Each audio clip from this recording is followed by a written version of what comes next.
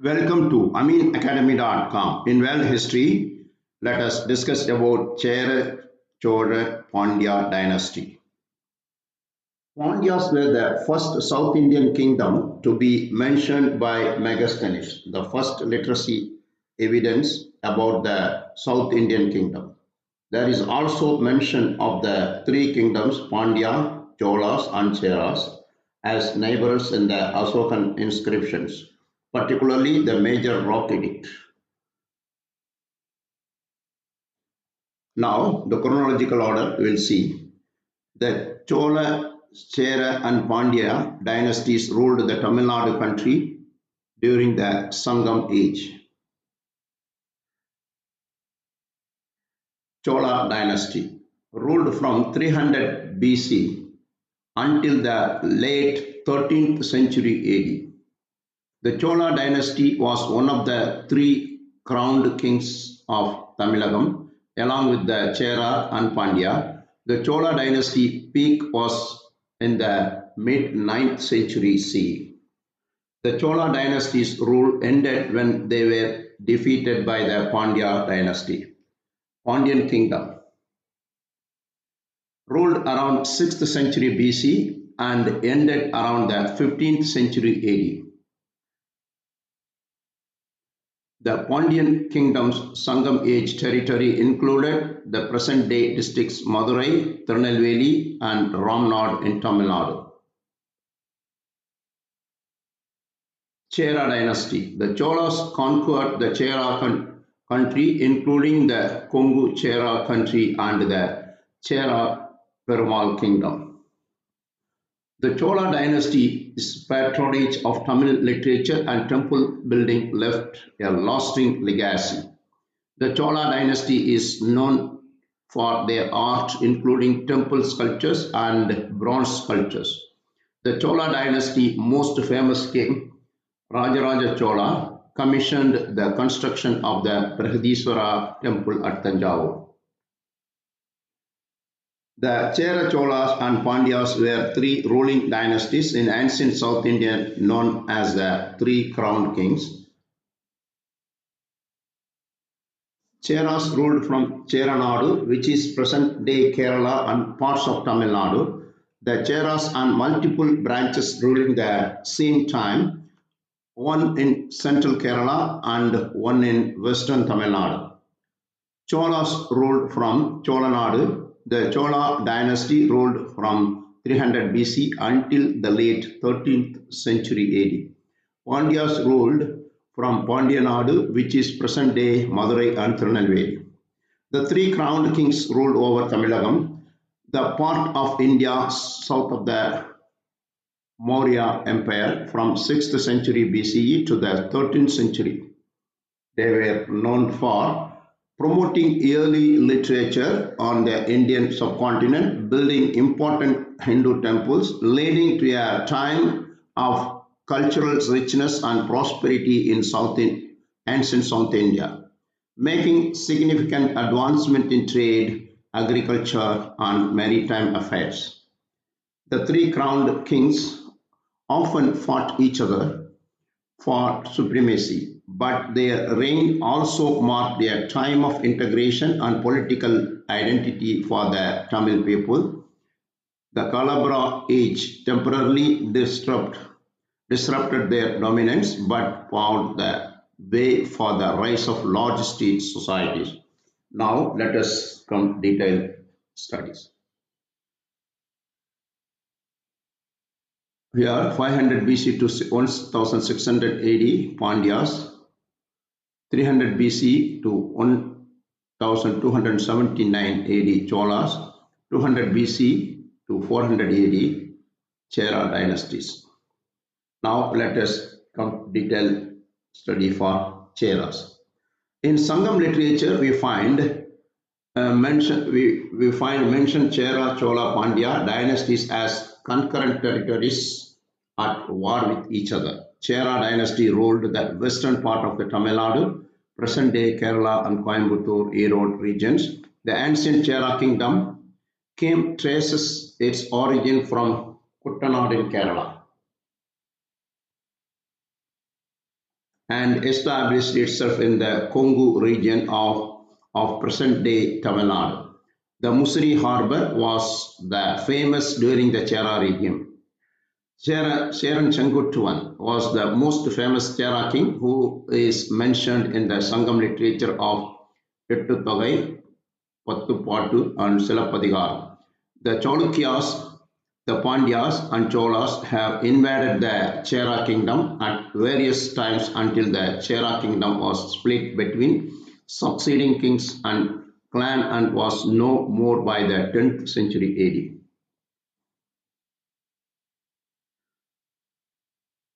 Now we'll talk about Cholas. The Chola history can be seen as four periods, namely the early Cholas of the Sangam literature, the waning period of early Cholas and rise of warlords like Paduvettarayar, rise of the medieval Cholas, especially Vijayalaya, sometimes around 850 AD, and the successive rulers following Vijayalaya, and finally the later Chola dynasty of Kulothunga Chola and others following him. Due to lack of evidence like rock edicts, the main source of information about early Cholas up to the 7th century AD is derived from Sangam and Tamil literature. There is a mention of early Cholas empire in some of Rock's edicts of King Asoka and Maurya. It was the poets of those years who immortalized the kings. Parimalaragar, a 13th century AD poet, praises all three kings of the Chola, Chera and Pandya kings for their generosity. Some of the famous Chola kings were Vijayalaya Chola, Parandaka,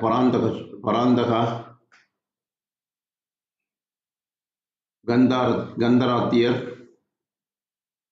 Arinjaya Chola, Parantaka Chola, Uttama Chola,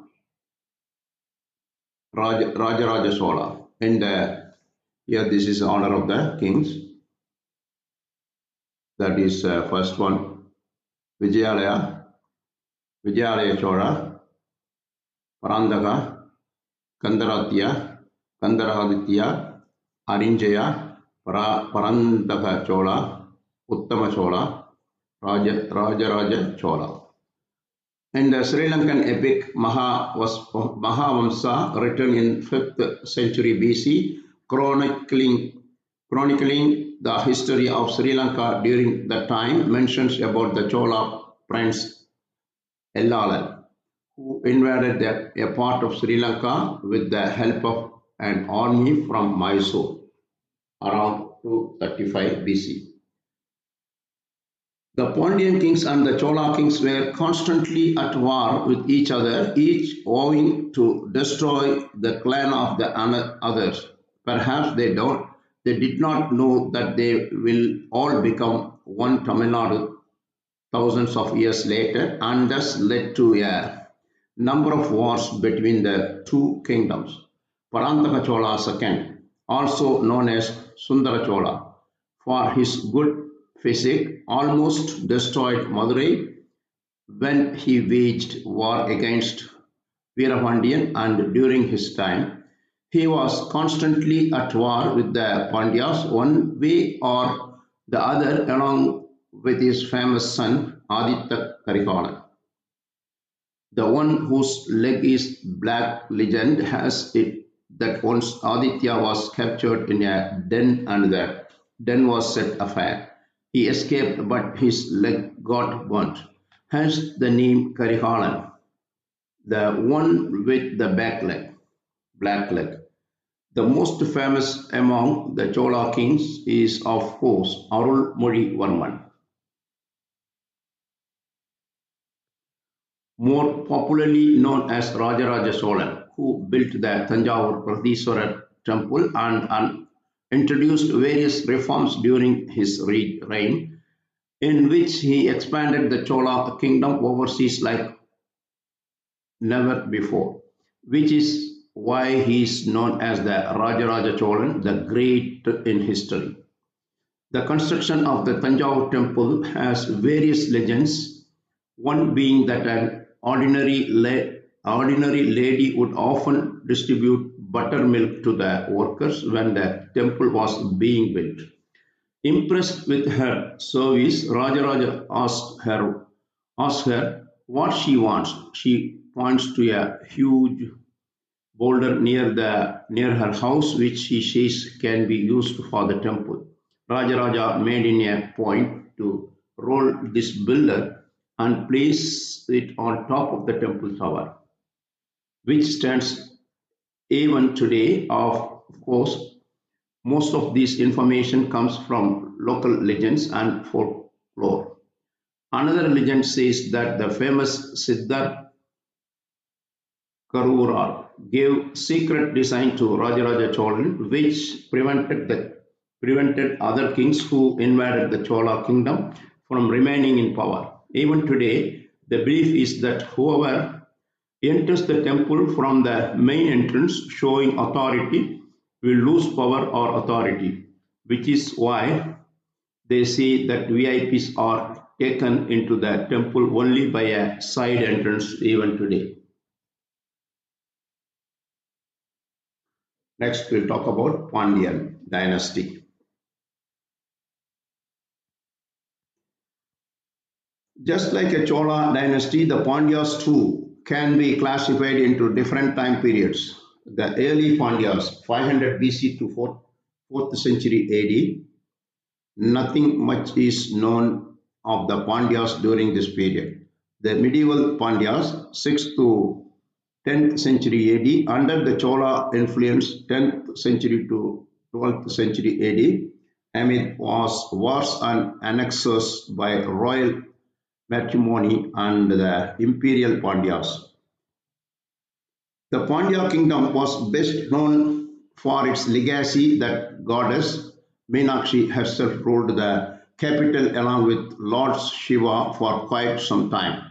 The early Pandyas dynasty seems to have come into existence during the 5th century BC and were at various timelines invaded by others.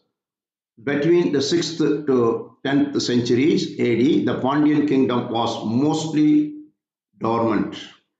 It was only during later period 13th and 14th century AD that the Pandya kingdom expanded their kingdom extensively as far as Sri Lanka. Famous for the three Sangam, legend has it that Lord Shiva himself presided over the first Tamil Sangam in the submerged land of Lemuria, where there was another Madurai known as Then Madurai. These interesting legends have no historical evidence, as it is believed that an entire landmass with the famous mountain of god Meru submerged under the water in a cataclysm that brought the Himalayas into existence. Madurai is often referred to the Sangam literature along with the Kaveri Pumbattinam, the port city and the southern port of Korkai. Ancient Emperor Asoka in his rock edicts mentions Madurai and the ancient Pandyan kingdom. However, between the 6th century AD and 9th century AD, the Pandyan kingdom was mostly obscure with the rise of Chalukyas, Rashtrakutas, and Pallavas. After the Pandyas fell into a decline for nearly 300 years, they again slowly started gaining prominence after the 9th century onwards and were at their peak under Jatavarman Sundara Pandyan during the 13th century, who managed the expand and empire as far as Nellore in the north and also as far as Kerala and invaded Sri Lanka. When they invaded Sri Lanka, they took away the teeth Lord Buddha from Sri Lanka after conquering North Sri Lanka. During this time, the Pandyas made Kanchipuram their second capital. During 13th century AD, Pandyan kingdom was plunged into a crisis due to infighting, and the entire south was invaded by Khalji Malik Kafur and lieutenant of Alauddin Khilji invaded and looted Madurai with their huge army. Legend has it that the Madurai Meenakshi Amman temple's Shiv Ling was protected by three priests by constructing a wall that hid the original lingam and they placing a duplicate lingam in front. Malik Kafur, as expected, destroyed the lingam. What did these foreign invaders have against lingam? And through it, the deformed lingam can still be found near the steps of the Potramari Kulam in Sri Madurai Meenakshi Amman temple. After the invasion of Malik Kafur, the Pandya kingdom lost South Kerala as well as North Sri Lanka.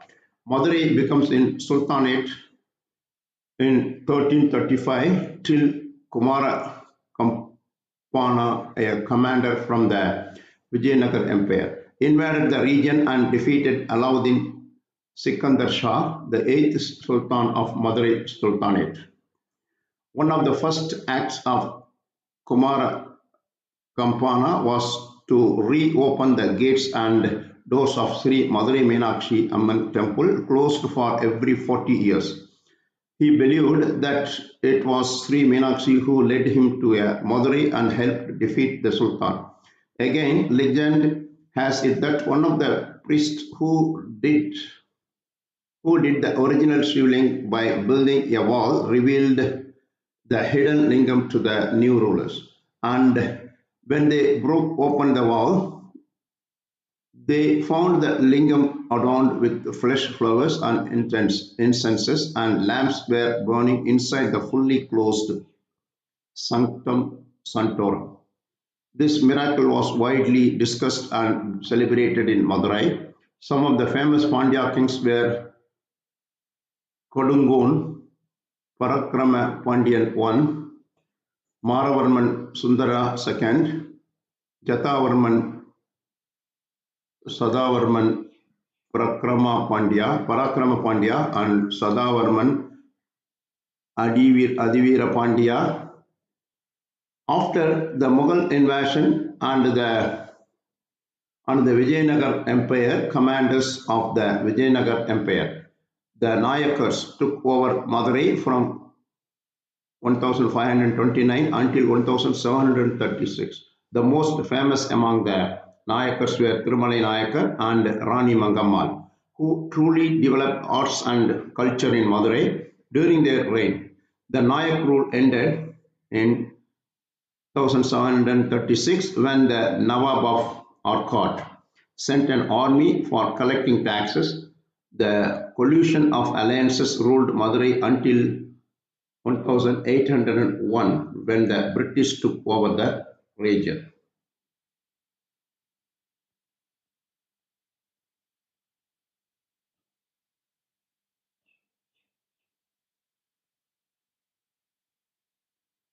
So far we discussed about Chera, Chola, Pandya dynasties. If you have done, please subscribe our YouTube channel.